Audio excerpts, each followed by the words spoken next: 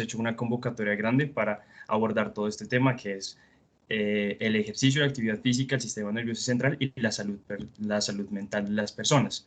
Pero doctor, antes de empezar y asistentes con la charla del día de hoy, nos gustaría hacer un pequeño espacio haciendo referencia a la situación actual que estamos teniendo en el país, ¿sí? Como colombianos, nosotros desde la mesa directiva y desde los comités habíamos pensado que como colombianos y colombianas no podemos ser indiferentes ante la situación del país. Manifestantes de 10 departamentos han mostrado su indignación ante la situación socioeconómica que atraviesa nuestra nación, ¿sí? Hoy la ciudadanía y la juventud está sufriendo y rechazamos por parte de los grupos de interés cualquier expresión de violencia y de violación a los derechos humanos. Consideramos que debemos avanzar como país y buscar vías diferentes a las que hemos utilizado durante nuestra historia. Y por eso queríamos invitar a un minuto de silencio por las personas que han muerto en las jornadas del paro nacional y por sus familias.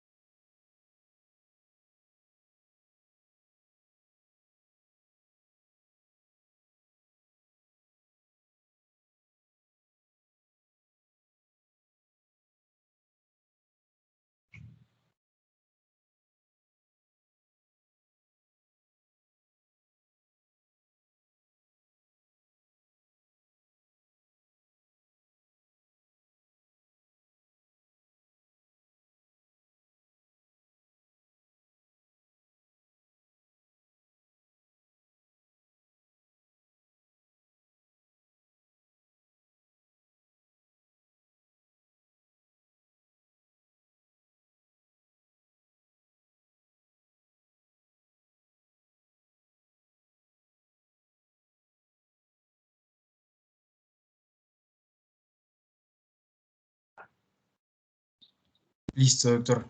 Y bueno, muchas gracias, Esmigus, por el silencio y era un pequeño espacio que queríamos para conmemorar y no ser indiferentes ante la situación del país.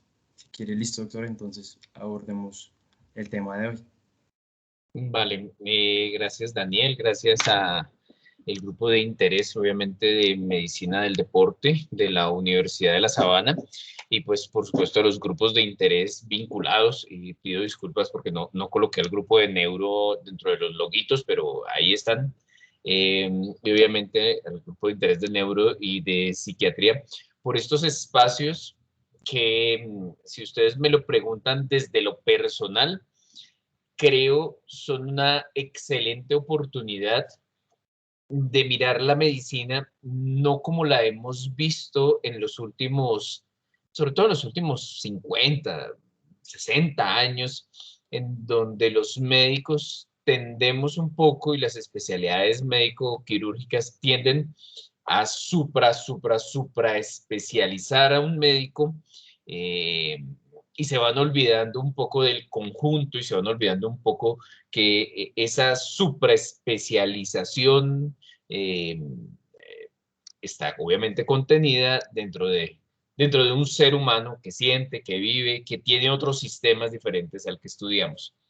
Entonces, en ese sentido, y quienes vemos la medicina de forma un poco más transversal, como en mi caso, que la vemos desde la parte fisiológica, pues entendemos que no podemos desligar una cosa de la otra, que no podemos desligar, como se los voy a intentar mostrar, y ese va a ser el gran objetivo el día de hoy, no podemos desligar algunos otros tejidos como el tejido muscular esquelético o el tejido adiposo de la función neuronal.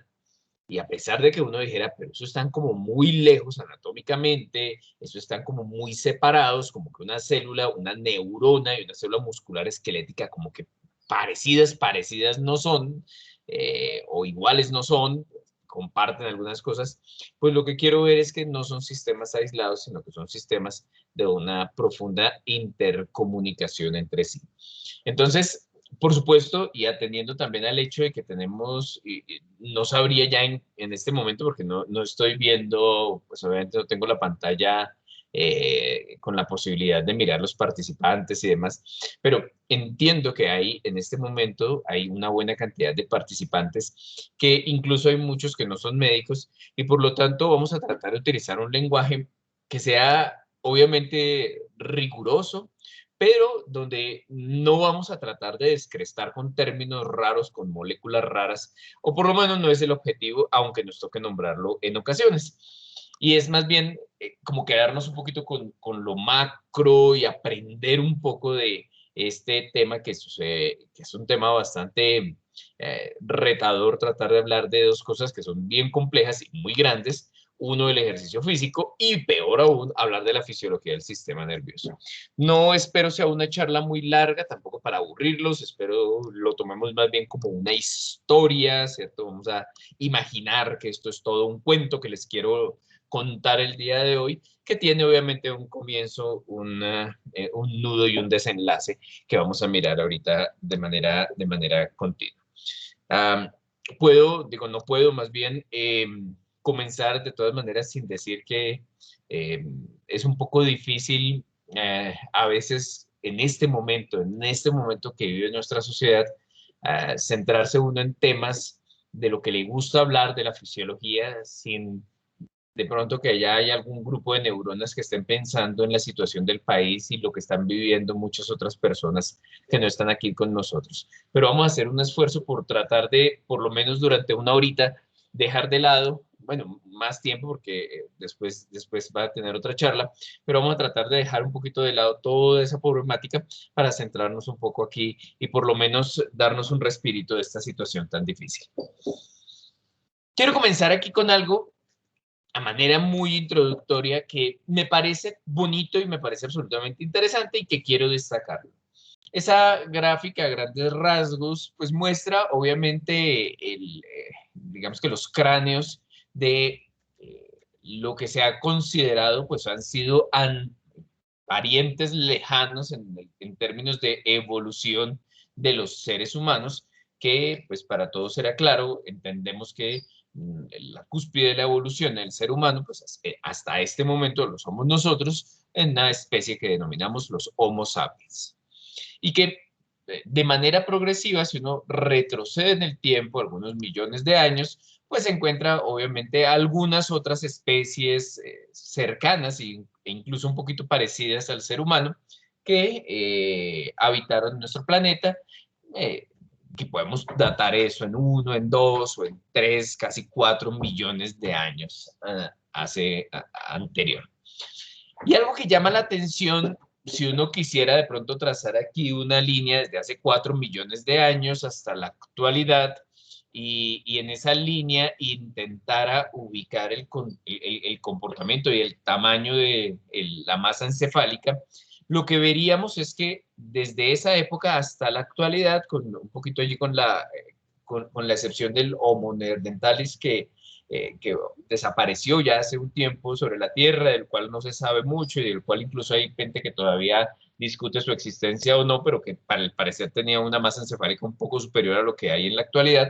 Pero solo con esa excepción, lo que nosotros vemos es que en la medida que fuimos evolucionando, nuestro cerebro fue creciendo. Y muchos evolucionistas han desgastado y han invertido un montón de tiempo para tratar de entender cuáles fueron los factores que llevaron a que progresivamente en el tiempo se diera también ese desarrollo cerebral. Y pues hay algunas cosas que contribuyen. Una de ellas podría ser la alimentación, el dominio del fuego, que permitió a los seres humanos un poco más antiguos el cocinar los alimentos, el consumir proteínas de origen animal, luego de haberlas pasado por un proceso térmico, lo mismo con algunos carbohidratos. Y obviamente a la par con ese desarrollo cerebral, pues también al parecer hubo algo que fue muy interesante y que tiene que ver con el desarrollo del trabajo. De hecho, hay un libro ya bastante viejito que a todos nos tocaba leer por ahí en el colegio, me acuerdo muchísimo, se llamaba El papel del trabajo en la transformación del mono al hombre, pero más que del trabajo, quiero es centrarme aquí en el tema el ejercicio físico.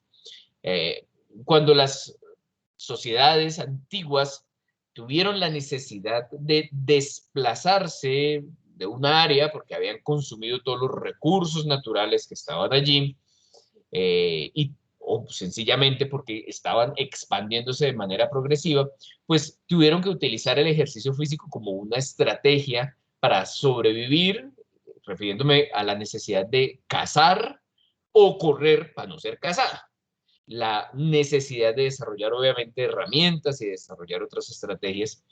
Y lo que parece también estar aquí, digamos que subyace en este proceso evolutivo, tiene que ver con eso, con lo que les acabo de decir, con el hecho de que para que mejorara nuestro cerebro, para que nuestro cerebro fuera más grande, sin lugar a dudas, en algún momento hubo una participación interesante del músculo esquelético, de la mejora de la masa muscular esquelética, que de una u otra forma, al parecer, contribuyó a ese desarrollo cerebral, y ahorita pues voy a mostrar un poco más adelante algunas evidencias que podrían sostener esto que les estoy diciendo.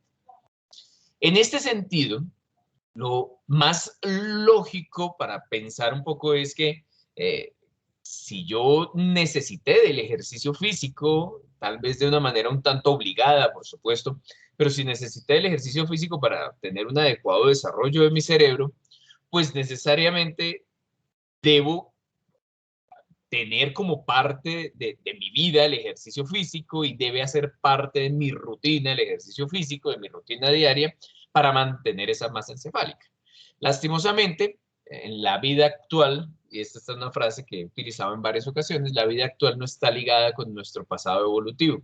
Lastimosamente, eso que contribuyó en algún momento a nuestro desarrollo cerebral es algo de lo cual adolecemos muchísimos en este momento, pues obviamente pensando en las cifras de sedentarismo que acompañan la sociedad actual y que sin lugar a dudas están relacionadas con el desarrollo de múltiples enfermedades, y casi siempre cuando uno habla de enfermedades y ejercicio físico, pues piensa en los clásicos, en la diabetes, en la hipertensión, obviamente en la enfermedad cardiovascular, en la enfermedad cerebrovascular, en las dislipidemias, la obesidad, pero no podemos desligar, no podemos dejar de lado también el hecho de que nuestro cerebro pues sufre de enfermedades que están ligadas al parecer con el ejercicio físico.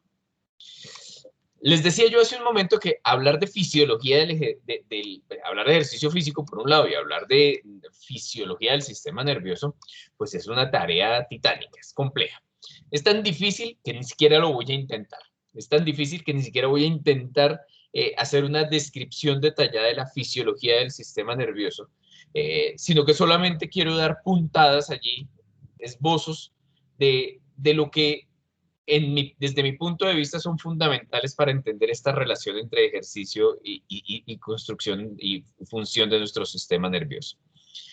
Algunas ideas que quiero que estén allí y que hacen parte, tienen que ver con el hecho de que para la mayoría de ustedes debe ser claro, las neuronas pues son las células que son, digamos que los grandes protagonistas de todo lo que somos en nuestra vida actual, de lo que sentimos, de lo que pensamos, de lo que imaginamos, de lo que recordamos, de lo que soñamos, de lo que fantaseamos, en fin, como lo quieran ver. Pero que aún así no es la célula más abundante de nuestro sistema nervioso, sino que estas neuronas, que son la clase privilegiada del cuerpo, pues están acompañadas de un mundo de otras células que contribuyen en ese desarrollo, en ese mantenimiento, en esa reparación. Y esas células que están allí, pues obviamente corresponden a astrocitos, a oligodendrocitos, ¿cierto? La microglía, entre otras. Estas neuronas, también vale la pena tenerlo en cuenta, recordarlo, pueden generar diferentes tipos de comunicaciones. Hay algunas comunicaciones estrechas, eléctricas entre sí, meramente eléctricas, que realmente voy a pasar aquí por alto porque no son lo más relevante, pero sí muy relevante son las comunicaciones químicas entre estas neuronas. Y es que químicamente, para poder articular y poder poner a funcionar este mundo de neuronas que hay allí, necesitamos que entre una y otra se comuniquen a través de las sustancias que llamamos neurotransmisores, potencializadas por neuropéptidos, neuromoduladores y otro mundo de sustancias que incluso muchas de ellas se desconocen. Esos neurotransmisores, que pueden ser excitatorios o inhibitorios, que pueden despolarizar y activar a la célula vecina, o pueden hacer todo lo contrario, inhibiéndola, pues están distribuidos a todo lo largo y ancho de nuestro sistema nervioso central, pero no todos están ubicados en todas partes, sino que algunos cumplen funciones muy puntuales. La acetilcolina asociada al aprendizaje, la dopamina, bueno, tiene mil funciones, pero aceptada, se entiende que esta participa por lo menos en temas como el sueño, como generar pensamientos, por supuesto, el movimiento, la serotonina en sensaciones placenteras y cosas de ese estilo. Y que ese mundo de neurotransmisores que están allí, pues sabemos que cuando hay una disregulación de estos, pues pueden ser llevarnos como un resultado final al desarrollo de condiciones patológicas, como muchas patologías de origen tanto psicológico, perdón, de origen tanto psiquiátrico, ¿cierto? Como de tipo neurológico. Es tan la clase privilegiada, las células que están allá dentro de ese sistema nervioso central, que también todo en nuestro cuerpo gira en pro de satisfacer primero las necesidades de ese sistema nervioso y no las necesidades de otros órganos. Así pues, si se disminuye la glucosa en el cuerpo humano, pues a todo el mundo, a cualquier otra célula que no se llame neurona, le tocará comer de lo que haya, en el buen sentido de la palabra, utilizando ácidos grasos, cuerpo cetónico, lo que sea, pero si hay glucosa es que es solo para el sistema nervioso. Nadie más puede usarla si estamos, sobre todo si está escaseando. Si hay un montón, pues no hay problema, en el sentido de que puede ser utilizada como fuente de energía por otras células. Pero si escasea, es allí. Cuando hablamos, por ejemplo, de la presión arterial, todo gira en torno de mantener la presión arterial, la suficiente presión para sostener y perfundir el cerebro. Entonces, el cuerpo se puede dar el lujo de disminuir la presión arterial en órganos no vitales, ¿cierto? Por lo menos no vitales a corto plazo, como el riñón, como el hígado, y desde que mantenga y satisfaga las necesidades del sistema nervioso, pues todo funciona bien. Y podríamos poner aquí múltiples ejemplos en torno del oxígeno y cosas de ese estilo, que también, obviamente, es el elemento fundamental para nuestro sistema nervioso. Y es, para terminar allí un poco esa visión general que he querido hacer de aspectos fisiológicos, y es tan clase privilegiada que incluso tienen unos muros, levantaron unos muros y unas barreras en las que para poder ingresar cualquier sustancia química e interactuar con células del sistema nervioso, tiene que atravesar una serie de controles y no cualquier sustancia que llegue al torrente sanguíneo puede darse el lujo de ir y hablar con la clase privilegiada, que serían las neuronas, sino que muchas de esas sustancias que están en el torrente sanguíneo se quedan allí y no pueden atravesar esa barrera hematoencefálica y no pueden llegar allá a entrar en contacto con las neuronas. ¿Listo? O sea, podríamos decir, en este caso, que estas son células absolutamente protegidas, cuidadas, y así tiene que ser, porque claramente su muerte, su destrucción, pues lleva obviamente a condiciones patológicas que en una alta proporción pueden llegar a ser incompatibles con la vida, por lo menos la vida como la conocemos, una vida de interacción, de control, lo que llamamos muerte cerebral o cosas de ese estilo. Y tal vez un último elemento, he dicho que era el último, pero quiero agregar otra cosa aquí antes de que se me olvide, porque voy a utilizarlo un poquito más adelante.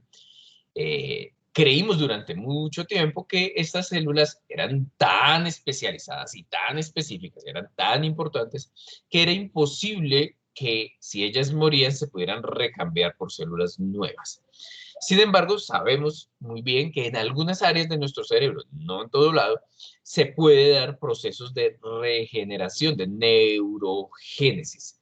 Neurogénesis. De la misma forma como todo el tiempo hacemos nuevas conexiones sinápticas, lo estamos haciendo en este momento, si es que estamos aprendiendo algo nuevo, o generamos también incluso procesos de mielinización, que por lo menos para la mayoría de los que estamos aquí, por más jóvenes que algunos de ustedes sean, pues seguramente ya habrán terminado, habrán finalizado o estarán por finalizar en esos procesos de mielinización.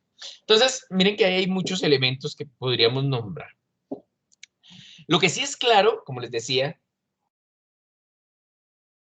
es que estas células son tan delicaditas, pero tan delicaditas, que en presencia de agentes, que pueden ser agentes internos o agentes externos, estas células producen cambios que incluso muchos de ellos no se comprenden muy bien, pero que esos cambios llevan sin lugar a dudas a la muerte, a la destrucción de algunos grupos neuronales, y eso pues se combina o lleva o desencadena más bien condiciones patológicas como las que vemos allí, como la enfermedad de Alzheimer, ¿cierto? Parkinson, las esclerosis, la depresión, la ansiedad, la esquizofrenia. Y ahí pues están planteados algunas de las, digamos que de los elementos fisiopatológicos que están detrás. Sí, uno habla de Alzheimer, uno dice, oh sí, la pérdida de neuronas, el estrés oxidativo, podría tener que ver allí alteraciones de la barrera hematoencefálica, ¿cierto? Y si uno habla de esclerosis múltiple, pues uno dice, por ahí hay alguna cosa que tiene que jugar con el colágeno, y si es esclerosis lateral amiotrófica, pues también hay una serie de elementos como el metabolismo del lactato, que es un papel importante, de la depresión ni hablar, miren que existen una gran cantidad de elementos allí que se han descrito, están relacionados y que le suceden a las neuronas y para que lleven como resultado al desarrollo de la depresión. Entonces uno a veces dice, no, es que la depresión es que le falta serotonina. Pues, pero si ustedes se dan cuenta, pues hay muchísimas más cosas que subyacen allí y que quienes son expertos en psiquiatría, que están aquí seguramente acompañándonos, pues lo tienen muchísimo más claro de lo que yo podría presentarlo en este caso, pero teniendo en cuenta que este no es el objetivo en este momento, pues simplemente lo que quiero destacar es cómo ese microambiente, que de hecho se denomina de esa manera, ese microambiente neuronal o ese microambiente cerebral, también protegido, también cuidadito, en cualquier momento, cualquier desbalance que suceda allí, pues genera como tal el desarrollo de condiciones muy propias de ese sistema nervioso.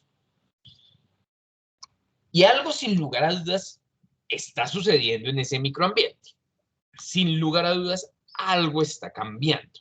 Ese cerebro que está allí metido dentro de esa calota, dentro de ese cráneo, dentro de esa protección con barreras hematoencefálicas y con un aseguramiento de glucosa, de oxígeno, de presión, de perfusión, pues algo le tiene que estar pasando, porque cuando se vienen analizando de manera muy juiciosa el desarrollo de condiciones patológicas, pues existe un crecimiento más o menos lineal que justifica y que, sobre todo en estudios prospectivos, pues que indica que algo, algo en torno a estas condiciones patológicas va a cambiar en los próximos años. Entonces, si uno mira un poco los casos de demencia, esto podría ser en los Estados Unidos, donde se llevan obviamente registros muy claros, ¿cierto? El comportamiento de todas las demencias en general, de la enfermedad de Alzheimer, demencias de origen vascular. Si ustedes se dan cuenta, esto ha venido como en un crescendo allí que llama la atención y que preocupa. Cuando uno mira por acá, también, digamos que los casos de demencia a nivel mundial, a nivel europeo, bueno, a nivel americano y lo que sea, y uno mira y analiza un poco como todos los estudios que se han publicado, por lo menos hasta hace ya algunos años, en torno del tema, uno dice, vea, como que todos coinciden en lo mismo. Los casos han ido aumentando. Alguien podría aquí desde el punto de vista de salud pública o incluso desde el punto de vista epidemiológico decir, de pronto no es que sean más, de pronto es que ahorita se están diagnosticando más que lo que se diagnosticaban antes. Podría ser, claro que sí. Pero parece que esa no es la realidad. Parece que de verdad los casos se han aumentado. Y si yo mostrar acá, que no es el objetivo, porque no quiero centrarme en esos aspectos, pero si yo mostrar aquí los datos de qué pasa con la depresión, por ejemplo, pues también uno no hay que ser un experto epidemiólogo y estar pegado a esas cifras para darse cuenta que los casos de depresión también van en aumento. Una situación que, sobre todo en este último año, ya casi año y medio, pues ha venido, digamos que acrecentándose de una manera alarmante y en donde los próximos años sin lugar a dudas van a ser cruciales para estas situaciones que estamos viviendo, ya no solo con el COVID. Ya el COVID obviamente también y sigue y seguirá siendo durante algún tiempo una, digamos que una condición a tener en cuenta, pero también obviamente con la situación social, económica, política que van a vivir o que vive por lo menos nuestro país, pero que no es algo tan exclusivo solo de Colombia, sino que en muchos otros países también se va a vivir o se están viviendo situaciones similares. No voy a hablar aquí de COVID, ni quiero hablar de ese tipo de elementos, solo quiero, en este panorama que estoy presentando de manera inicial, pues tratar de llamar la atención de qué será lo que está cambiando en ese microambiente neuronal. Podría alguien también de manera muy objetiva y muy juiciosa decir que podrían ser cambios en nuestra alimentación. Tiene toda la razón, sí, muy probablemente hayan cambios en la alimentación. Alguien podría decir que hay cambios a nivel de la composición del aire que lleva al desarrollo de depresión. Bueno, pues hasta de pronto podría ser. No necesitaría mucha más evidencia para creerme esa historia, pero podría suceder, ¿cierto? O que nos están fumigando con alguna cosa rara. Bueno, esas, también las teorías de conspiración también existen allí, pero necesitamos evidencia. Pero algo sobre lo cual la evidencia sí abunda, y esto sí podemos tener toda la certeza de que encontraremos trabajos por montones que nos demuestran eso, es que sin lugar a dudas el sedentarismo sí está relacionado con el desarrollo de estas condiciones.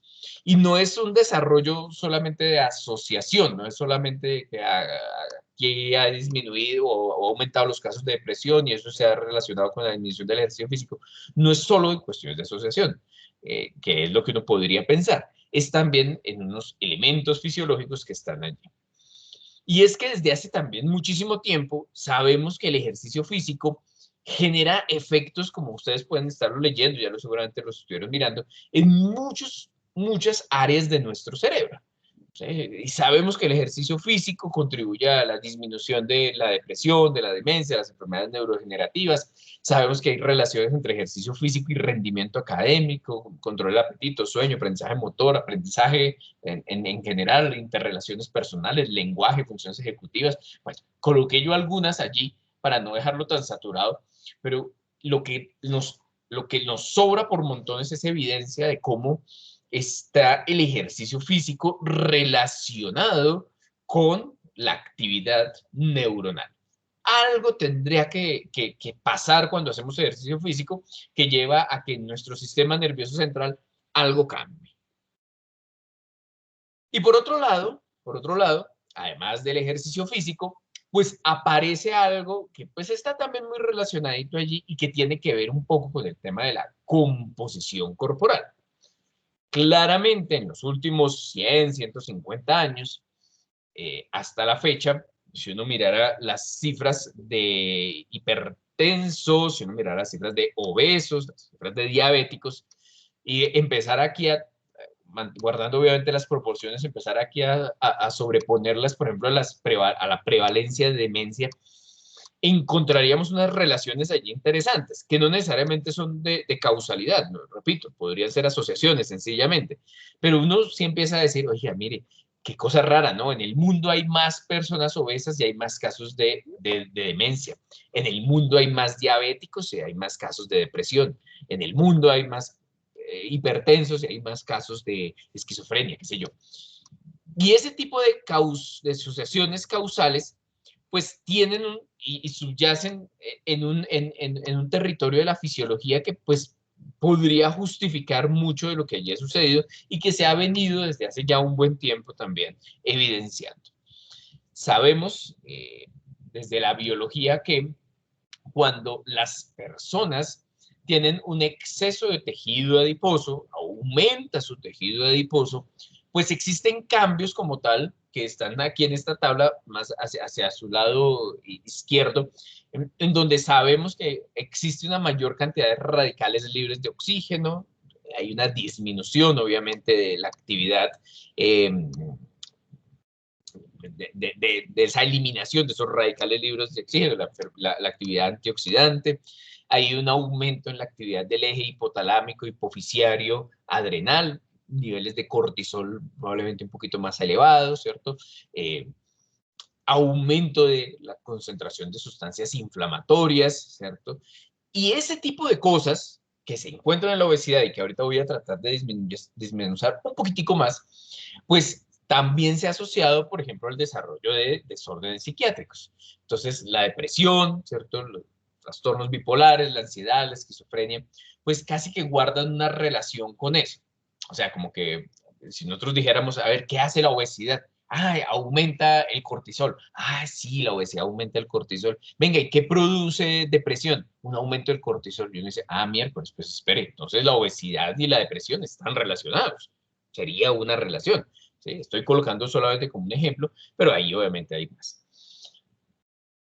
Esto se ha venido estudiando desde hace mucho tiempo y entonces empiezan, digamos que si tratamos de hilar un poquito más fino, empieza uno a decir, venga, la obesidad, el sobrepeso, ¿qué pasa cuando una persona tiene obesidad y sobrepeso?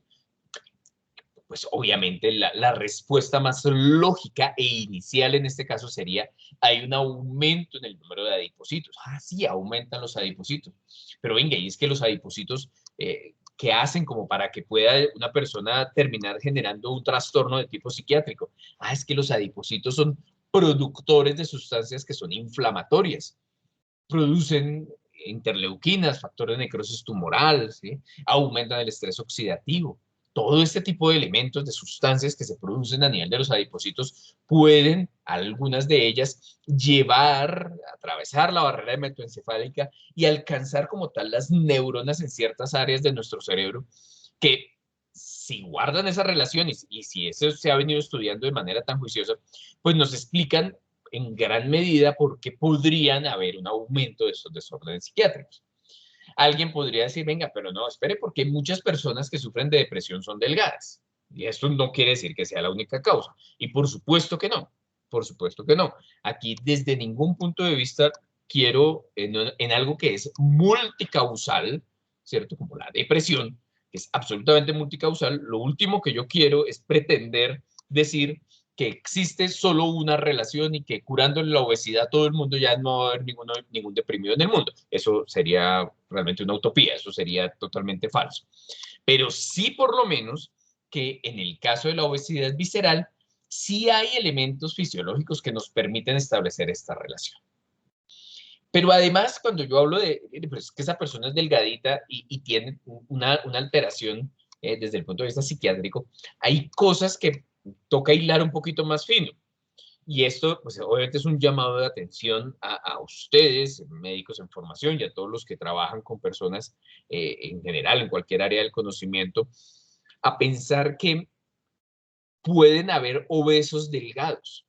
Dice obesos delgados, pero espere porque es que la definición de obesidad implica un índice de masa corporal superior a 30 y ningún delgado va a tener un índice de masa corporal superior a 30. Entonces nos dicen, no, espere porque la definición del índice de masa corporal como criterio de obesidad es una definición muy propia de la Organización Mundial de la Salud, pero en el contexto biológico puede haber personas que sean normopeso y aún así tener un exceso de tejido adiposo. Por supuesto, si yo tengo un exceso de tejido adiposo, es porque algo me sobra, algo me falta. Y en este caso es la masa muscular. Para redondear la idea, lo que quiero que tengan en cuenta es que pueden haber personas con un exceso de tejido adiposo y una muy mala masa muscular, muy poquita masa muscular, que al pararse en la balanza dicen, esto es mi peso exacto, mi índice de masa corporal, 19, 20, perfecto, estoy feliz.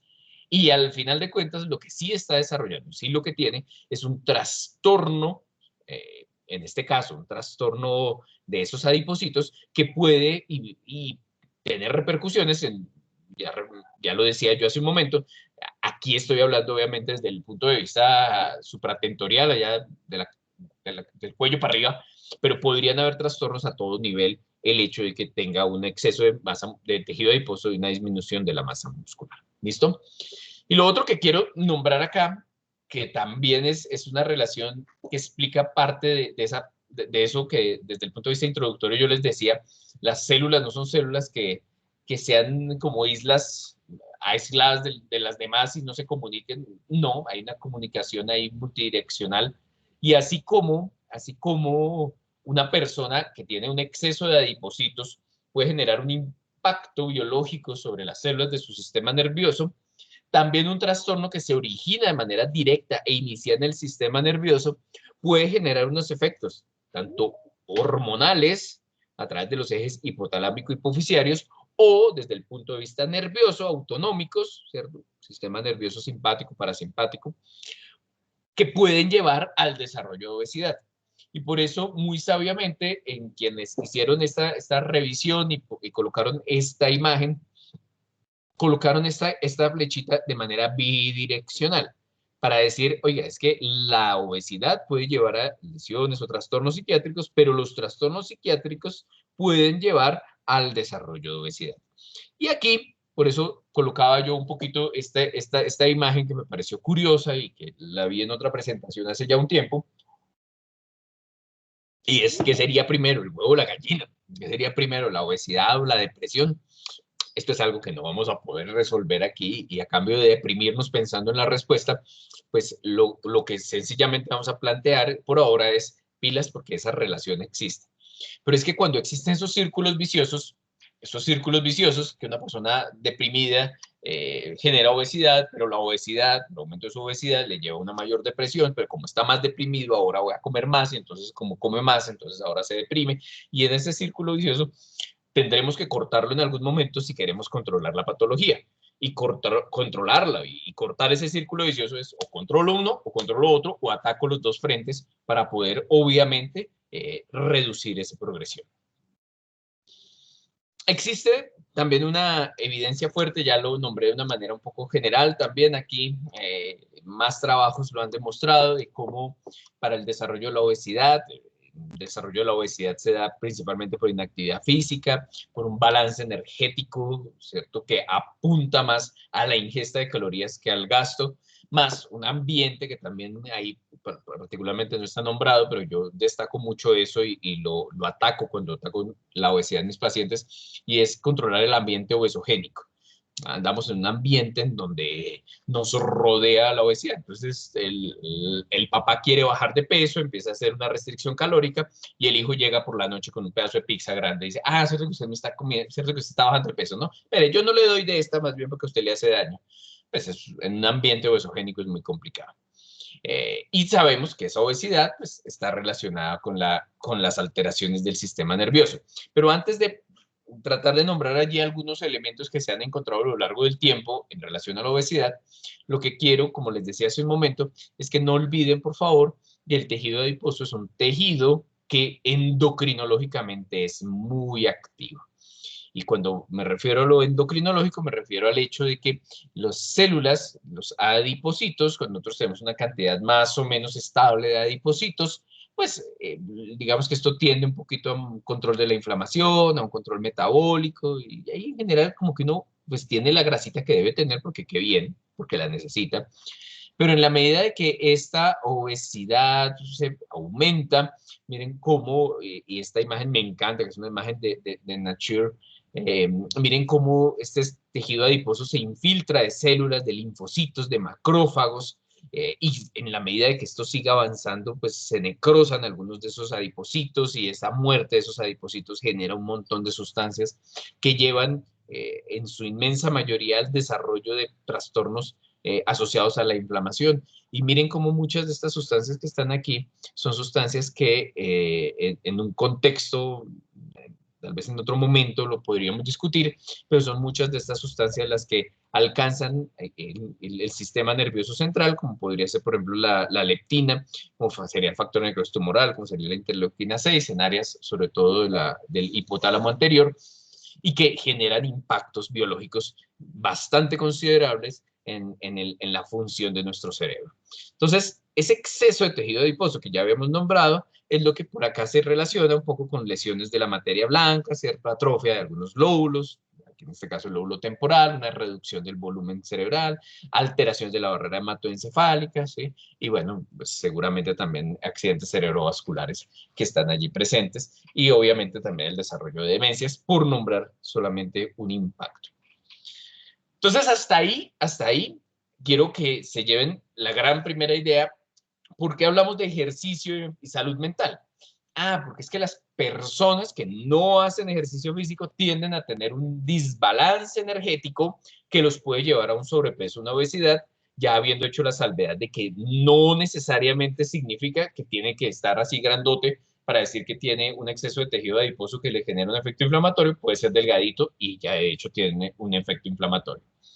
Y que ese tejido adiposo inflamado, lesionado, infiltrado de células del sistema inmune, ¿cierto? Genera efectos a nivel del sistema nervioso que ya también están previamente descritos, ¿sí? Acá como algunos desórdenes psiquiátricos. El otro elemento que está allí y que también quiero destacar acá, tiene que ver con el hecho de, del músculo esquelético.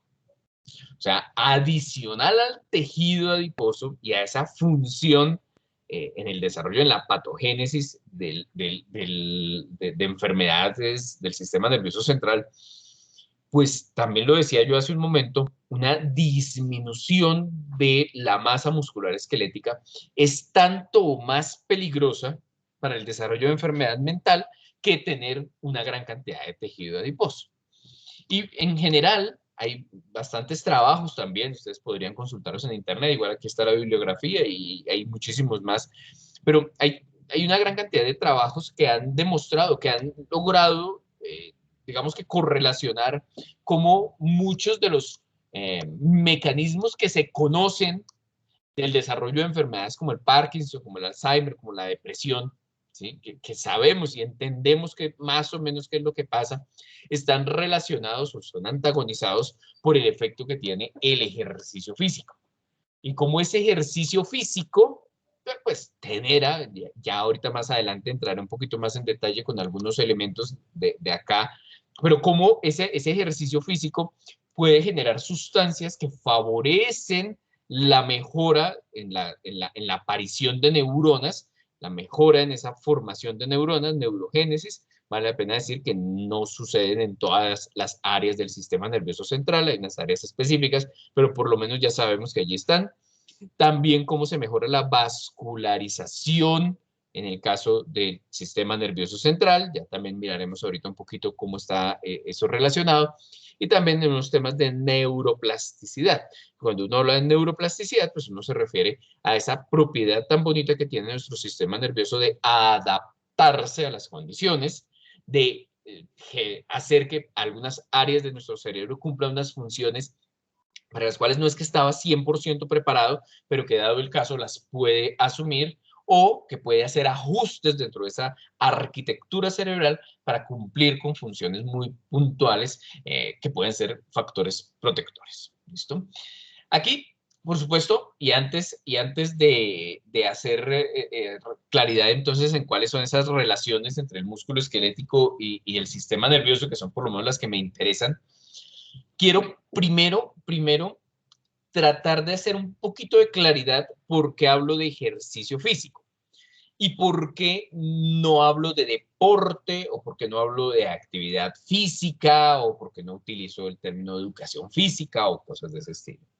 Y acá quiero de una manera un poco muy concreta decirlo, y es que cuando nosotros hablamos de ejercicio físico, nosotros debemos pensar en actividades que están programadas, ¿sí? Que no son como tan al azar, como tan, venga, ¿qué hago yo? Voy a hacer ejercicio, ¿qué hago? No sé, no se me ocurre nada. Voy a subir escaleras. No, que no es algo como tan improvisado, sino que es algo más programado, que es una actividad programada que además tiene unos espacios físicos y unos espacios en tiempo que son claves para eso. Y además tienen toda una, digamos que todo un protocolo de vestimenta incluso para la ejecución del ejercicio físico. Entonces, quienes hayan de pronto en algún momento rotado por sistemas o programas de rehabilitación cardíaca especialmente, se darán cuenta que en muchas ocasiones llegan las señoras o algunos señores, llegan en su programa de rehabilitación cardíaca y llegan con trajes, ¿cierto? Con corbatas, ¿sí? Con zapaticos de material, los zapaticos de cuero, o las señoras llegan con medias veladas, ¿cierto? Y faldita, y dicen, vengo al programa de rehabilitación cardíaca, y dice, pero no, usted va a hacer ejercicio. Sí, yo voy a hacer ejercicio. No, espere porque Si usted piensa hacer ejercicio, comienza desde el hecho de que usted tiene que utilizar un atuendo que es para hacer ejercicio. ¿Sí? Y en tacones y media velada, pues no es realmente la forma de hacerlo. Ya mentalmente usted tiene que prepararse y la preparación comienza desde cómo se va a vestir. Tiene que ponerse un pantalón de sudadera o unos tenis, ¿cierto? Una camisetica porque va a transpirar, ¿cierto? En corbata, eso de que yo hago ejercicio así en corbata, eso ya no se llamaría ejercicio. Debe tener, como les decía, un espacio. Y cuando me refiero a un espacio, no me refiero necesariamente a un gimnasio. ¿No? Pagar la membresía Gold Platinum, no sé qué, del gimnasio más caro de Colombia. No, sino que puede ser un espacio pequeñito aquí, 2 metros cuadrados, donde yo digo, mire, este es el espacio donde yo me voy a mover para hacer mi ejercicio físico. ¿Listo? Y tiene que tener unos tiempos. O sea, yo no debo organizar mi agenda para decir, venga, tengo 20 minuticos ahorita, voy a hacer 20 minutos de ejercicio, me voy a poner entonces mi pintica, me voy a mi sitio específico y allí hago mi actividad, ¿sí? Y no es algo como tan improvisado como se pueden dar cuenta. Diferente de lo que pasa con la actividad física. La actividad física sí es cuando uno se mueve, ¿cierto? Porque barre, trapea, asea, sube, baja escaleras, qué sé yo. ¿Sí? Si algunos de ustedes los ponen a lavar la loza, entonces usted dice, uy, escucha, sudé lavando la loza. Ok, no hizo ejercicio, hizo actividad física, porque fue un contexto muy diferente al del ejercicio. Y por otro lado, y solo para cerrar esa discrepancia contextual que a veces existe, está el deporte. Entonces uno asume que el deporte y todos los deportes son deportes que son valiosos. ¿Sí? A mí particularmente me gusta mucho el ajedrez y puedo pasar horas jugando ajedrez aquí frente al computador y no necesariamente ni sudo ni gasto más calorías. De hecho, a veces hasta termino comiendo más porque cuando juego usualmente voy picando y ni me doy cuenta que estoy comiendo más de la cuenta. Entonces, entonces el ajedrez es un deporte y eso no significa que siendo yo deportista de ajedrez vaya a bajar de peso. Entonces el deporte está enmarcado en una serie de reglamentos, en unas cosas que se pueden y otras que no se pueden hacer, y no todos los deportes, digamos que traen los beneficios que uno esperaría para una persona que los necesita haciendo ejercicio físico. ¿No? Pongo a jugar un grupo de adultos mayores, voy a poner a jugar rugby, porque es que, caramba, tienen riesgo de osteoporosis y de fractura, pues no sería el deporte más adecuado y hablar de deporte en ellos, pues no sería lo ideal. Habría que hablar de ejercicio físico, probablemente en unas condiciones muy especiales para evitar, obviamente, generar daño.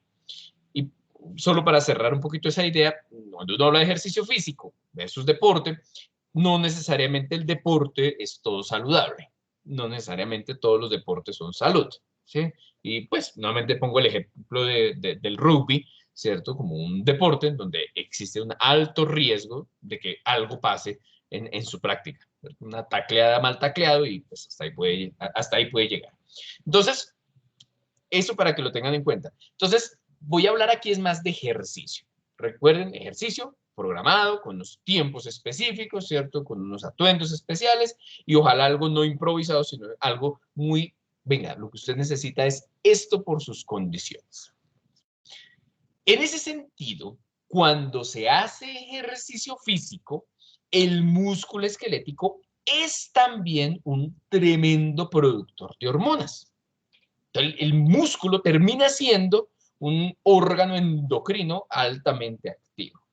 Esa señora que ustedes ven allí se llama la doctora Pedersen, es muy reconocida en el medio de quienes hablamos del tema del músculo como un órgano endocrino, precisamente porque fue la persona que ya hace un tiempo, pues, describió al músculo esquelético como un órgano endocrino y describió gran parte de su actividad endocrina como parte de su investigación.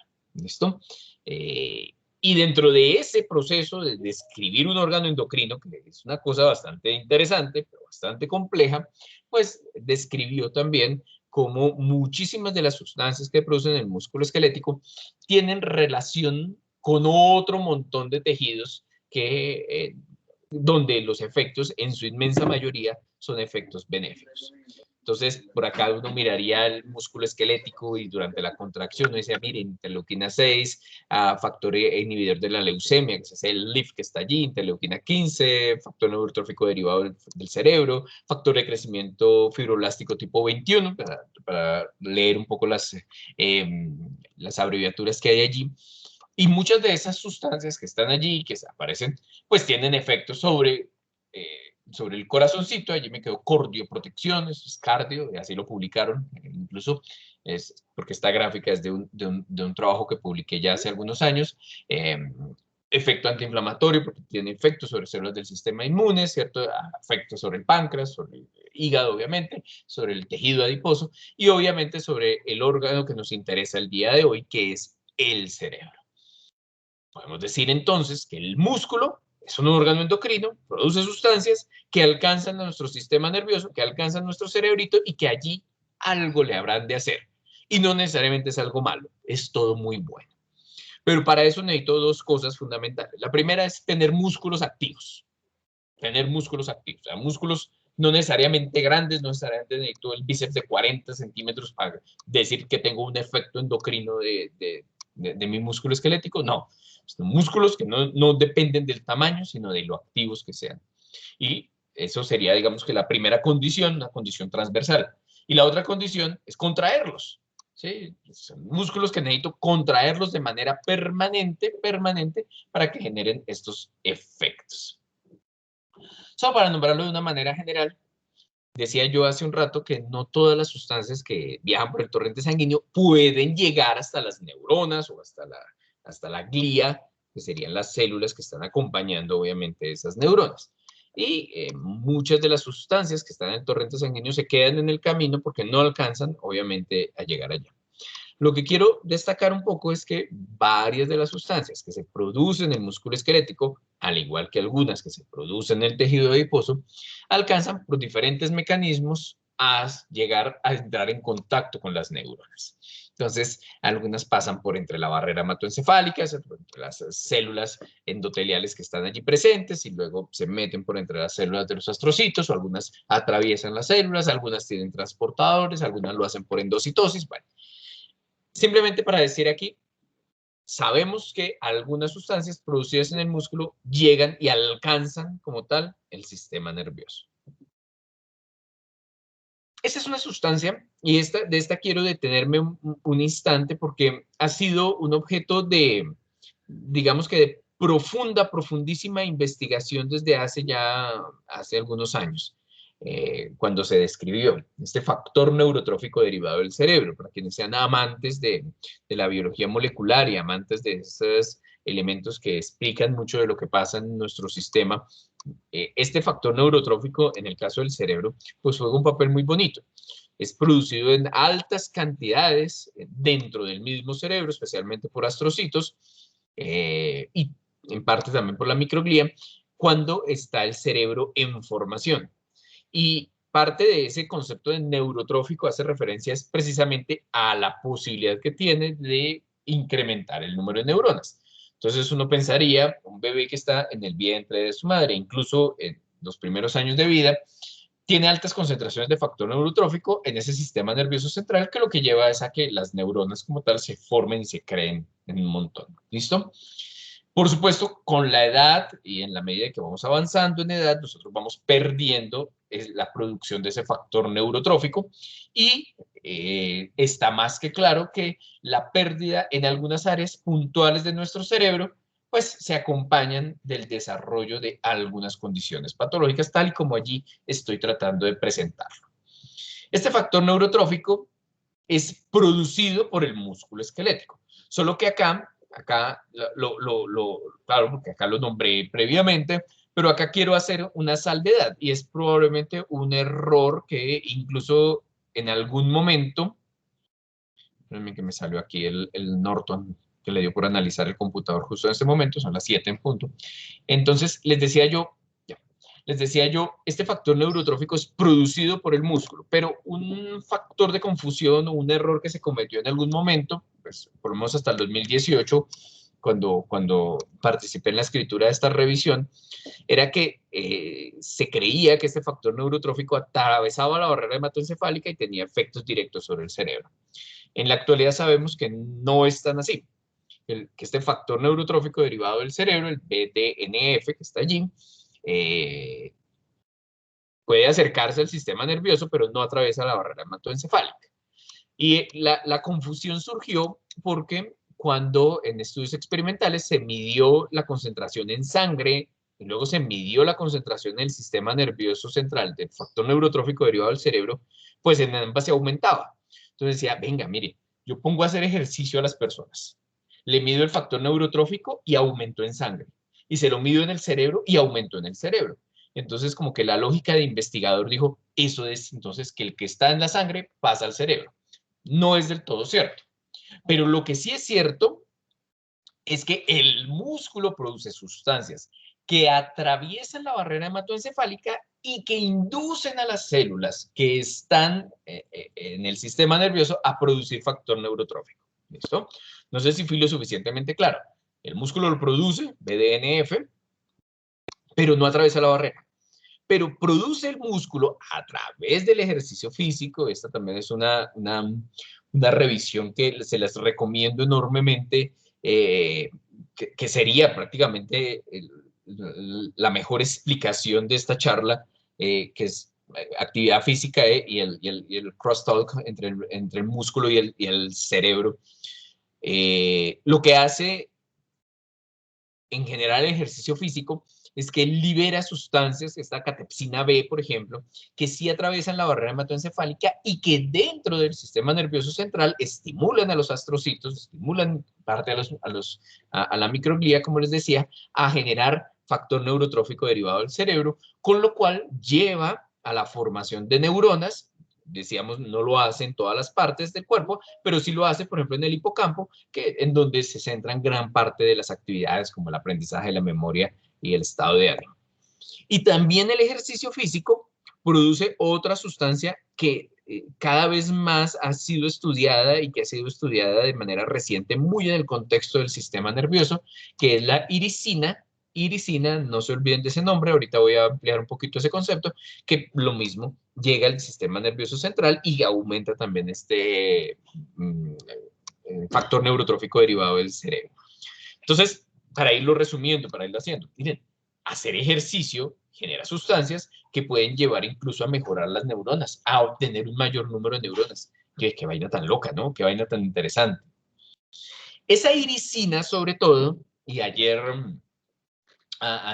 y anteayer estaba tratando de leer artículos que se relacionaran sobre todo con esto, como mirando un poquito qué hay de nuevo.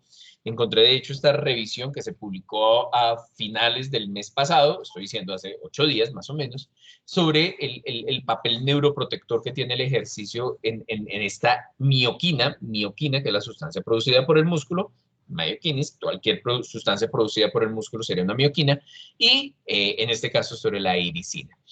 Y acá, aunque esta no hace parte de la revisión, la coloqué solamente como para que ustedes tengan un poquito en mente qué es eso. Cuando hacemos ejercicio físico, aquí dice actividad física, pero pensemos un poco más en ejercicio físico, se estimulan una serie de señalizadores intracelulares en el músculo esquelético que producen la expresión de unos genes. Este es el FNDC5, es el gen. Este gen expone en la membrana celular esta sustancia que se llama iricina y luego hay un clivaje, de manera que la iricina empieza a viajar por el torrente sanguíneo. Muy estudiada esta iricina, incluso por investigadores de la Universidad de La Sabana, han trabajado fuertemente en cómo esa iricina tiene un efecto sobre la grasa blanca, modificándola, convirtiéndola en una grasa parda. Y de esto ustedes van a encontrar autores de la Universidad de La Sabana que han trabajado en ello, muy interesante. Pero también lo que quiero ahorita destacar es que esa iricina, como les decía hace un momento, esa iricina atraviesa la barrera hematoencefálica y dentro de la barrera hematoencefálica tiene unos efectos ya muy bien descritos, muy interesantes sobre las neuronas ¿sí? Favoreciendo, como les decía aquí, la expresión de este factor neurotrófico. Miren que también en los astrocitos, factores como el factor de crecimiento neural también, inhibiendo la expresión de receptores y sustancias inflamatorias, ¿cierto? Inhibiendo la activación del factor de necrosis tumoral alfa. Si ustedes se dan cuenta, son como todo la antítesis de lo que hacía el tejido adiposo en el cuerpo humano. Entonces, pues lo que quiero aquí, sin mediar un poco, por lo menos no en detalle, si así lo quieren, les invito a mirar la revisión, pero ya las vías de señalización más o menos están allí descritas. Muchas, obviamente, en especies animales. No es muy fácil, por aspectos éticos, digamos que hacer una evaluación en humanos, así como no es muy fácil en animales reproducir, sobre todo enfermedades psiquiátricas. ¿Sí? O sea, coger un ratoncito y aplicarle criterios de depresión mayor, pues está como complicado pues, poder estudiar y cómo saber si el ratoncito no está sufriendo allí de un trastorno esquizoide o cosas de ese estilo, pues es bien difícil. Pero por lo menos en especies animales, trasladadas luego esa información a humanos, tenemos claro el papel que juega esa iricina. Pero la iricina no es más que una de las muchas sustancias, ¿cierto? Junto con la catepsina B que ya nombré, ¿cierto? Junto con el hidroxibutirato, ¿sí? Más otro montón de sustancias que incluyen incluso el lactato. Ven que el lactato, sobre todo cuando uno lo estudia, por lo menos muy pegado a la bioquímica un poco más clásica, el lactato siempre se estudió como una sustancia de desecho. E incluso muchos todavía piensan que el lactato es el que produce dolor muscular cuando uno hace ejercicio, lo cual si todavía lo está pensando, pues borre esa imagen de su cabeza porque eso no es cierto. Y el lactato ha pasado de ser un villano en muchas ocasiones a ser una sustancia que es altamente saludable para nuestro cuerpo y que tiene múltiples efectos y que se une incluso a unos receptores que ya están descritos, que son proteínas G, y ese lactato, ese sí que es un sustrato energético interesante para el cerebro. O sea que incluso si usted dice, mire, yo quiero nutrir a mi cerebro, quiero darle más alimentos, es incluso más benéfico que darle más glucosa, o sea, que usted se coma 2 bocadillos, es que haga ejercicio físico e incremente sus concentraciones de lactato sérico. Eso sería muchísimo más efectivo si lo que quiere decir es quiero nutrir mejor a mi cerebro. Porque acuérdense que las neuronas se alimentan de manera poderosa de ese lactato y a partir de ese lactato es que producen energía, saltándose toda la glucólisis y todos los pasos iniciales. Entonces, mírenlo ustedes ahí tan bonito. El ejercicio solito a veces no sirve de mucho si a esto no lo acompañamos de hábitos nutricionales. El ayuno se ha propuesto, y no quiero meterme aquí en camisa de 11 varas defendiéndolo o atacándolo. Ahí se necesita un estudio mucho más profundo para poder hacerlo y tiempo sobre todo, pero podría ser en algún momento el ayuno un elemento que contribuya a la salud mental y por supuesto también estos challenges, estos retos intelectuales que contribuyen enormemente. O sea, no si usted quiere salud mental, el ejercicio es un elemento, pero usted puede hacer mucho ejercicio y si sigue comiendo de una manera desproporcionada, pues no es que vaya a ver o a evidenciar mucho esos efectos benéficos. Y lo otro, pues es, como les decía, esos retos intelectuales, sobre todo en adultos mayores, favorecer el aprendizaje continuo, que nunca paren de estudiar las personas, que no, ¿por qué no aprender a tocar un instrumento? ¿Por qué no aprender otro idioma? Ya, pero es que tengo 60 años, ¿y qué pasa? Qué chévere, le dio por aprender ruso a los 60, excelente. Eso es una excelente alternativa. O le dio por tocar violín a esa edad, pero es que yo ya los dedos no me dan, la artritis no me da, sí le da, hombre, pues por lo menos no va a ser concertista, pero sí le da para hacer cosas. Entonces esa combinación de hábitos que incluyen obviamente ejercicio, pues tienen obviamente, como lo veo acá, como ustedes lo ven aquí, que no voy a entrar en detalles, pero tienen un montón de beneficios ya más que descritos desde el punto de vista neurológico. Y aquí, por aquí está el lactato del cual había hablado hace un momento, la iricina, la catepsina, ¿cierto? Y por aquí voy a hablar en un momento de este ácido quinurénico, que es también una sustancia muy interesante y que se ha descrito sobre todo en el control de la depresión, como una sustancia clave, ya lo voy a nombrar.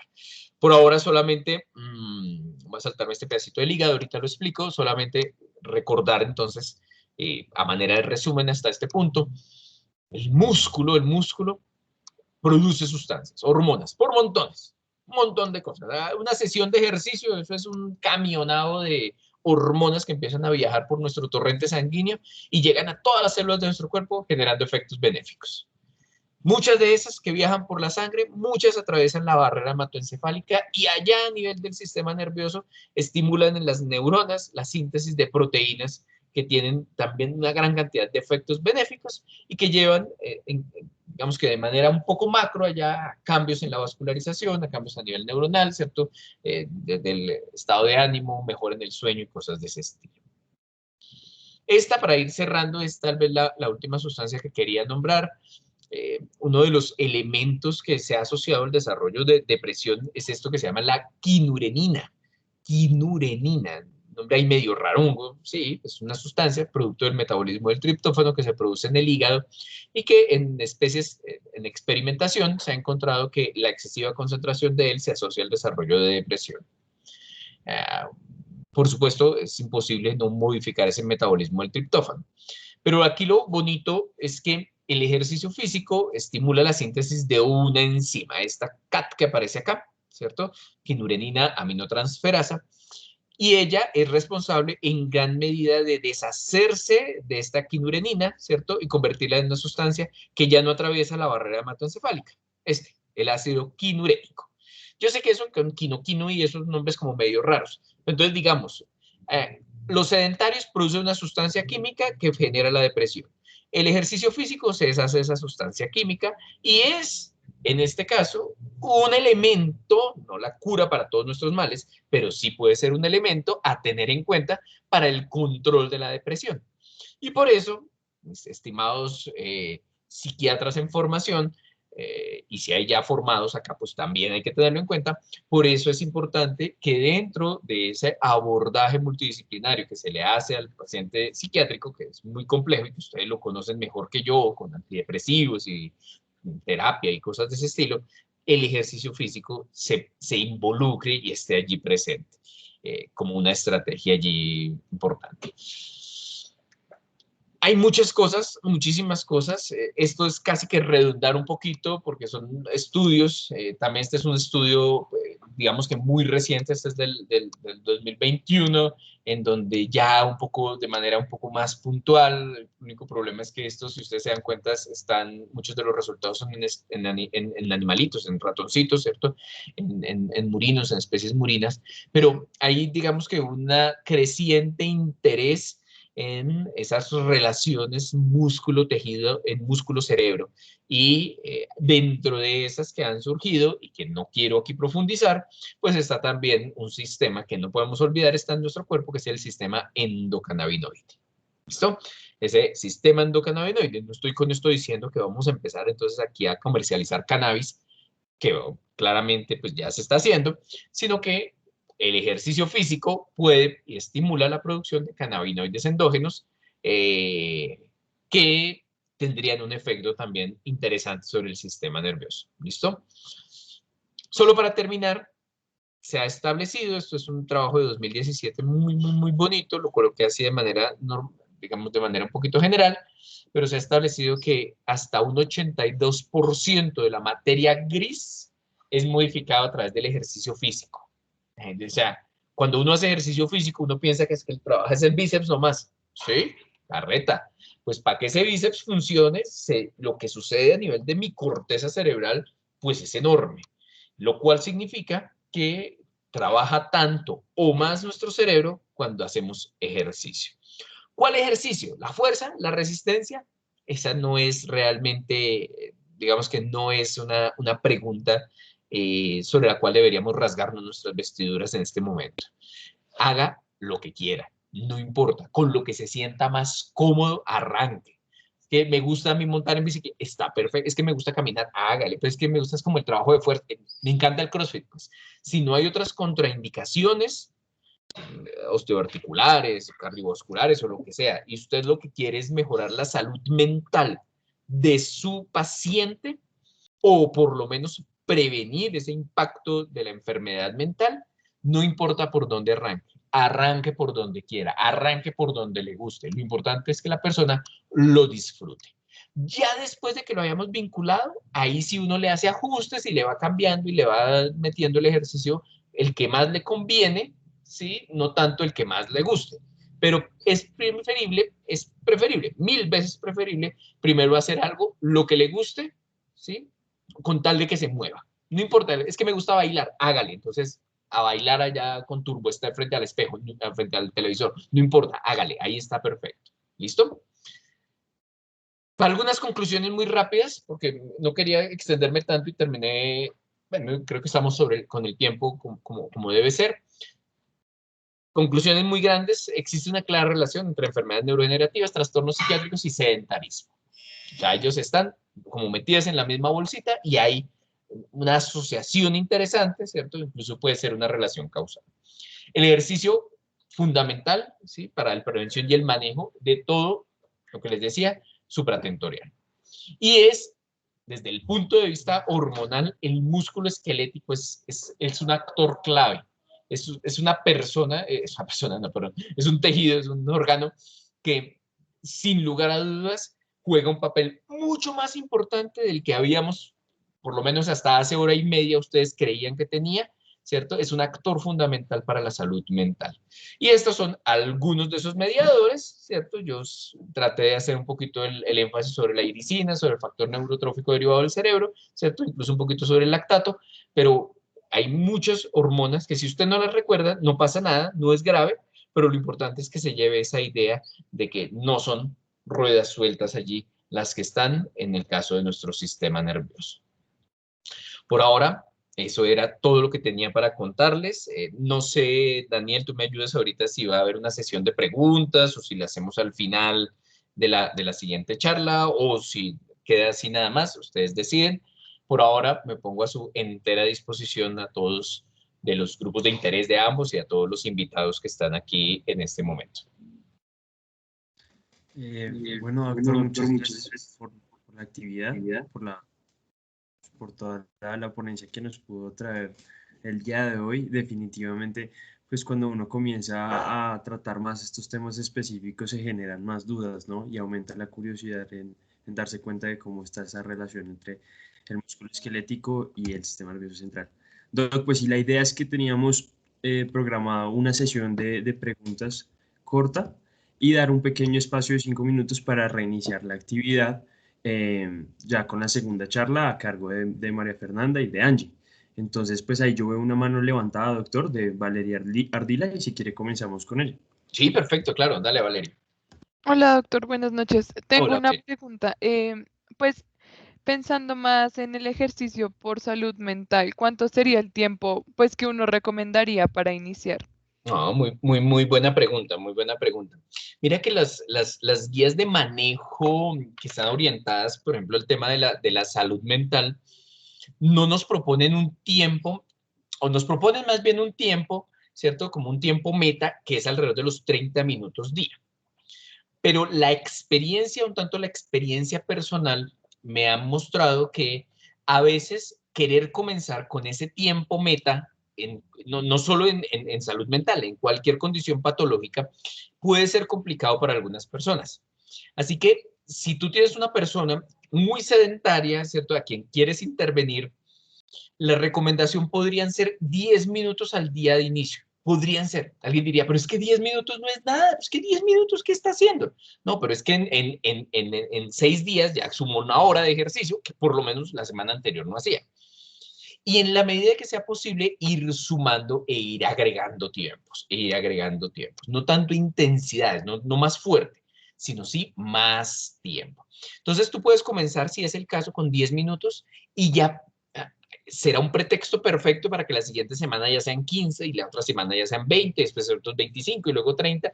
Y ya cuando tú menos te des cuenta, ya la persona está haciendo unas intervenciones en términos de tiempos que son generosas y que le están dando muchos beneficios que los 10 minuticos con los que comenzamos. Pero sí es importante hacerlo de esa manera. Listo, gracias, doctor. Ok. Camilo, por ahí veo la mano también levantada. Camilo, dale.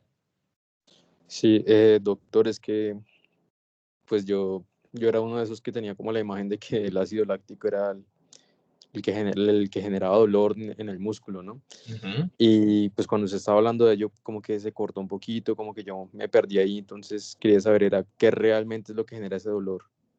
Ok, hay varios tipos de dolor y ahí a veces no es fácil identificar cuál es el dolor, digamos que los DUMS, el dolorcito que uno sabe, ese es como un dolorcito de trabajo, rico, que hasta lo disfruta, que uno dice, oye, qué bueno está esto, versus un dolorcito que puede ser incapacitante, molesto, incómodo y que altera nuestra condición de vida. Si estamos hablando de este segundo que ya es incapacitante, un dolor extremo, cosas de estilo, seguramente son microlesiones o lesiones. Pero cuando uno habla de ese primer dolorcito, son cambios que pueden ser dados por alteraciones de la membrana celular, de la permeabilidad de la membrana celular, secundarios a acidosis, secundarios a una disminución de fosfatos, secundarios a una disminución de glucógeno, a la relación ATP-ADP. Vemos que ahí pueden haber varias causales. Pero cuando uno se pone a hilar fino, a ver de cuál de esas causales está el lactato o el lactato de manera muy puntual, no lo encuentra por allí. Entonces, bien que lo hayas planteado, claro que sí. El lactato, a cambio de ser malo, es muy bueno. Y por ahí hay una revisión del año pasado muy interesante de un doctor que es de apellido Brooks que es como la eminencia en lactato en el mundo y bueno, si alguien está interesado se los puedo después hacer llegar de alguna forma para que lo revisen porque es muy, muy bonito. Veo que Paola está levantando aquí la mano. Paola. Sí, buenas noches, doctor. Hola, Paola. Es para saber, por ejemplo, en cuanto a los trastornos mentales como depresión o ansiedad, ¿al cuánto tiempo uno le puede decir como a una persona como que el ejercicio ya, o sea, ya le está disminuyendo como esa ansiedad en sí, como que al mes o no sé, ya a los 8 días ya debería estar mucho mejor gracias a eso o cómo sería, no sé.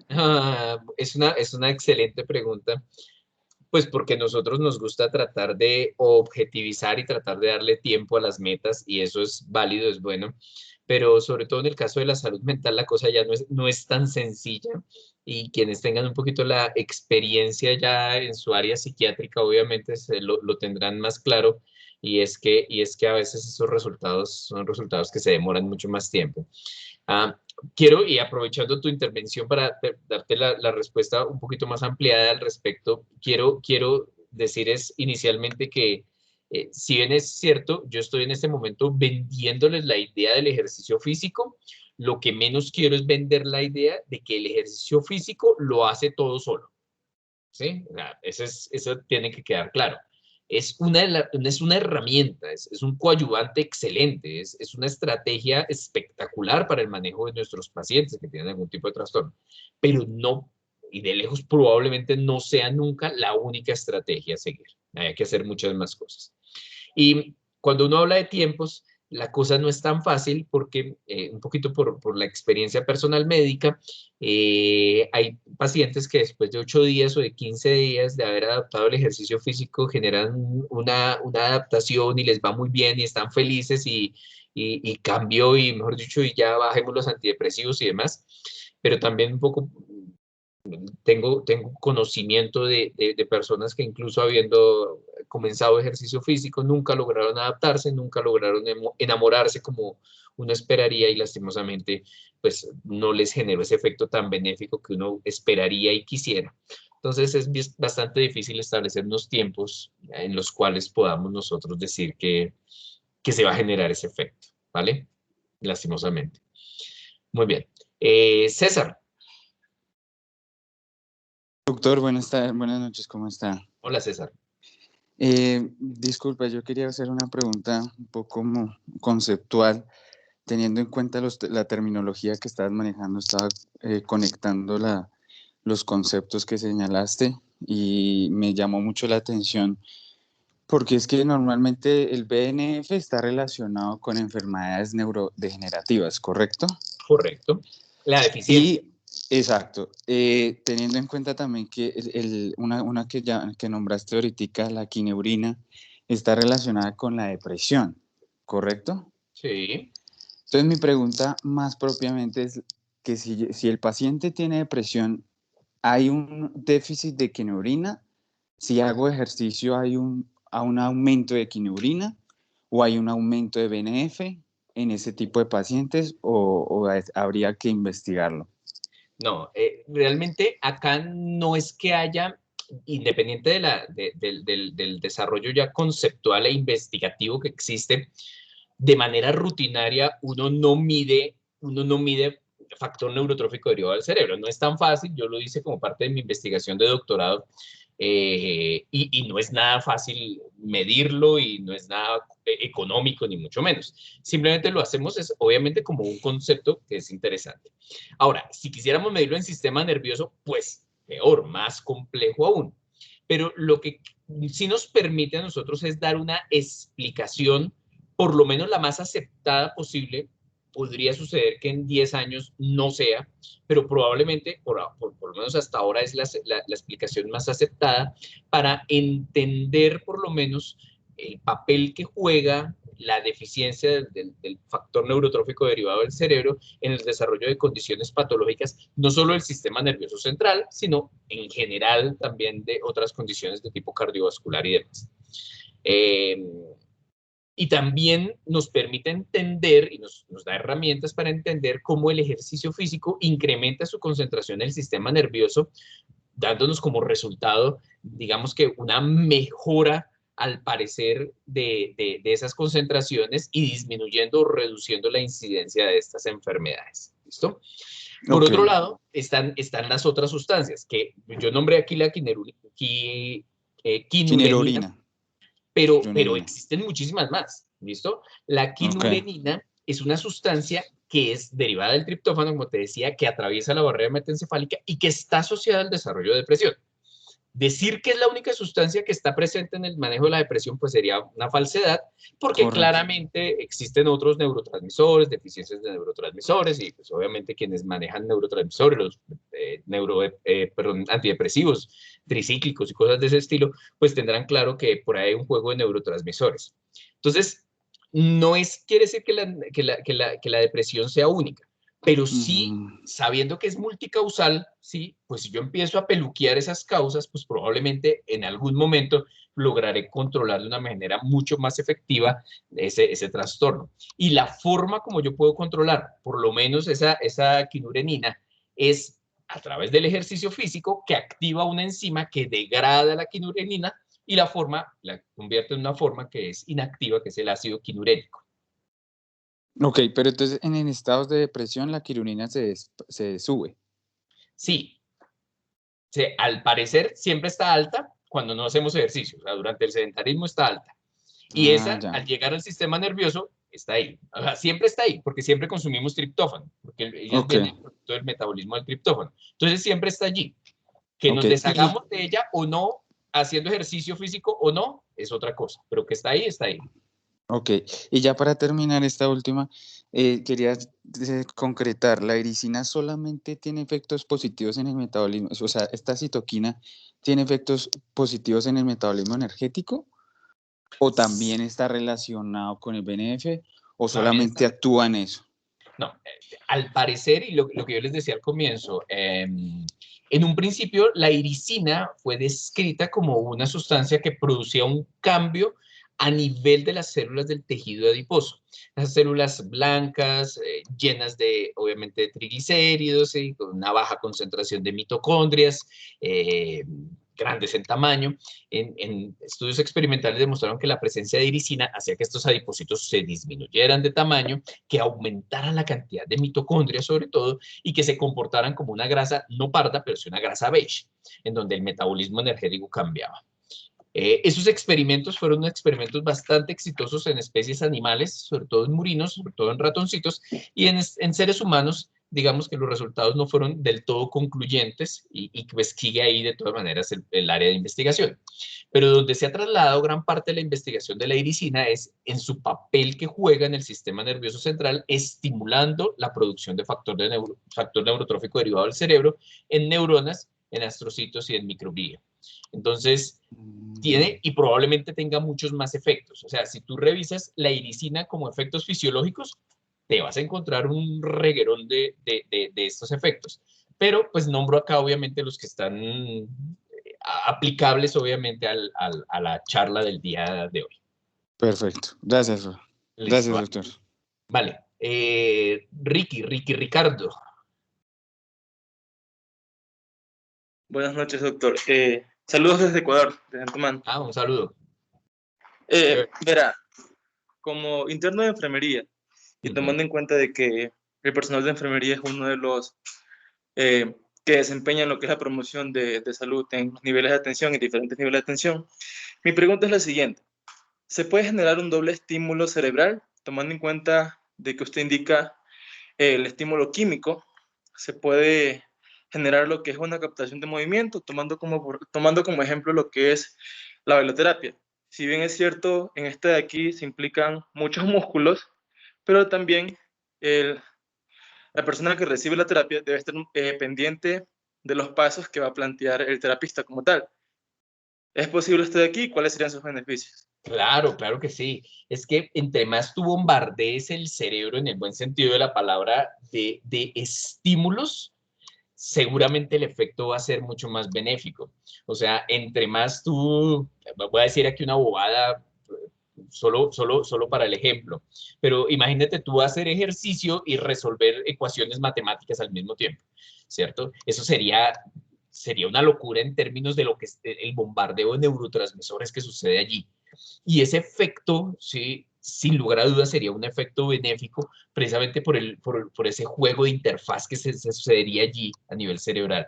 Entonces, por supuesto que sí, entre más estímulos tú logres generar a nivel del sistema nervioso, por supuesto que van a ser válidos, pero repito, el ejercicio físico, obviamente es del que estamos hablando ahorita, tiene múltiples beneficios, pero no es que sea la solución para todos los problemas. Es un efecto y tiene que ser interdisciplinario, pues, más que interdisciplinario, pues, también lo es, pero tiene que ser multidireccional el abordaje de este tipo de enfermedades.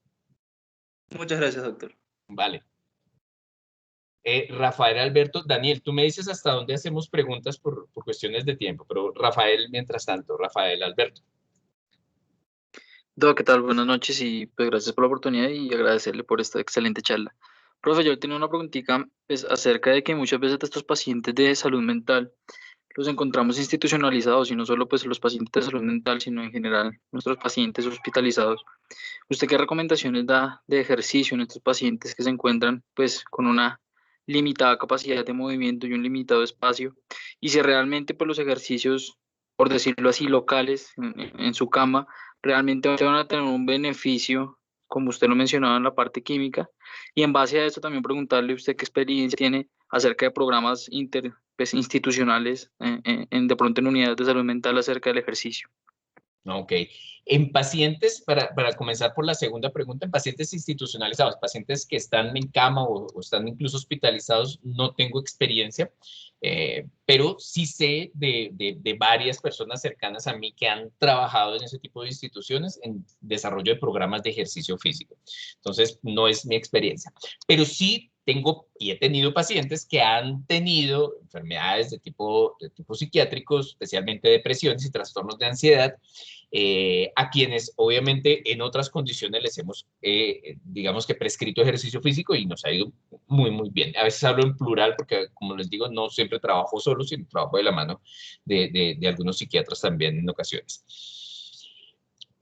Cuando a mí me preguntan, es que no puedo, sino tengo un paciente acostado y quiero hacer ejercicio físico y lo único que puede hacer es subir la rodillita y subir la rodillita y subir la rodillita y subir la rodillita. Pues a veces la respuesta para mí siempre es muy concreta. Si eso es lo único que puede hacer, hágale. O sea, no puede hacer más. Y a veces también nosotros pensamos, y ahí es donde quiero que se lleven un poquito ese mensaje, a veces pensamos que el ejercicio físico solo es eso que podemos hacer cuando vamos al gimnasio, ¿cierto? Y dispongo de una trotadora, ¿cierto? Y dispongo de una maquinita para hacer press banco plano. No, en realidad cuando podamos nosotros hacer algo, con lo que sea que tengamos, lo podemos hacer. Si tú tienes un paciente que está acostado porque por alguna razón no se puede levantar y lo único que puede hacer son movimientos ahí mientras que está acostadito de miembros superiores, miembros inferiores, ni siquiera contra resistencia, pues hágale. En algún momento eso lo va a poder hacer contra resistencia utilizando bandas. Ah, pues mejor. De pronto le puede agregar después unas mancuernitas chiquitas. Ah, perfecto. De pronto le coloco unas mancuernas de tobillo. Ah, unas mancuernas, sí, un peso pues que va a colocar en los tobillos para aumentar. Listo, perfecto. Ya él en algún momento de pronto se pudo levantar. Listo. Entonces ahí al borde de la cama hágase 10 sentadillitas. Es tratar de hacer lo que se pueda. No importa que no sea el ideal, no importa que no tengamos 1000 cosas, pero por lo menos favorecer el movimiento. Y obviamente lo estoy diciendo aquí por efectos de la charla centrado en ejercicio físico y salud mental. Pero si lo pensamos en sistema osteoarticular, en sistema cardiovascular, así sea poquito, el beneficio va a ser enorme para los pacientes. Entonces no dejen de intentar siempre que sea posible. A veces si nosotros, sobre todo en los hospitalarios, en los médicos hospitalarios es muy complicado porque hay muchas cosas, pero siempre que sea posible fomentar y propender por el ejercicio, así sea solamente movimientos chiquitos. Listo, muchas gracias. Vale. Daniel del Portillo. O no sé, Daniel, tú me dices. Sí, pues lo que teníamos pensado era ahí detener un momento las preguntas, dar un pequeño espacio como para que descansemos y comenzar con la segunda charla y si algo después de la segunda charla, responder esas preguntas. Entonces la idea sería ahorita reiniciar a las 7:40 con la charla de Mafe y de Angie, doctor. Listo, y ya, perfecto. ¿Listo? Si Listo, quieres, perfecto. Daniel y el resto de personas que tienen la mano levantada, podemos enviar o redactar las preguntas por el chat de Smigus. Y para ir pensando en las respuestas, doctor, si quiere, y en el segundo espacio de preguntas, pues las abordamos de primero. ¿Me parece Listo, bien? perfecto. Listo, me Listo. parece. Entonces Bien. continuamos. Vamos a dar un pequeño receso. Y de nuevo, muchas gracias, doctor, por la charla y por la resolución de preguntas. Y a las 7:40 reiniciamos con la segunda charla. ¿Listo?